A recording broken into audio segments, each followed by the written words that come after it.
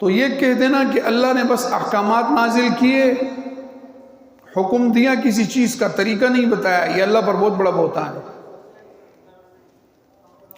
کہ اللہ رب العزت نے ایک چیز کا حکم تو دیا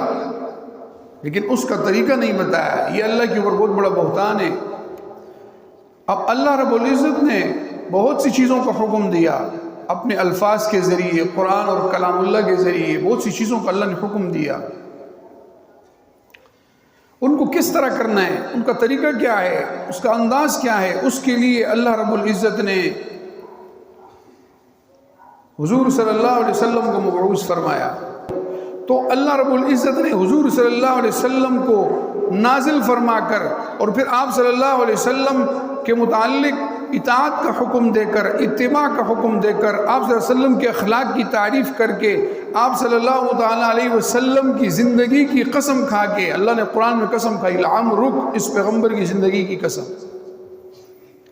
اور امت کو کہہ کر کے لقد کان لکم فی رسول اللہ اسوۃ حسنہ، کہ اس پیغمبر کی زندگی میں تمہارے لیے نمونہ ہے، اللہ سے محبت کرتے ہو تو اس نبی کی اطاعت کرو، یہ سب کچھ کہہ کر اللہ رب العزت نے، اور یہاں تک کہ اس پیغمبر کی ہر بات اللہ کی طرف سے ہے، والنجم اذا ہوا ما ضل صاحبکم وما غوا وما ينطق عن الهوى ان هو الا وحی یوحی۔ اللہ رب العزت نے ہم اور آپ کو یہ تمام چیزیں بتا کر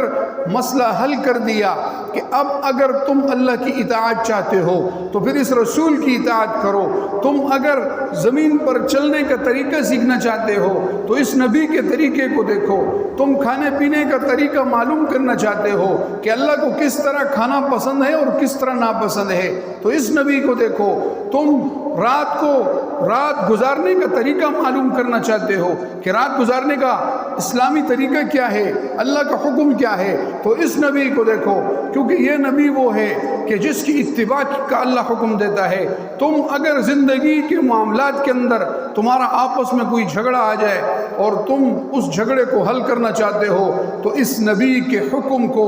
تمہیں ماننا ہوگا، اس نبی کے پاس اپنا فیصلہ لانا ہوگا، اور جو نبی فیصلہ کریں گے اس پر تمہیں آنکھیں بند کر کے عمل کرنا ہوگا۔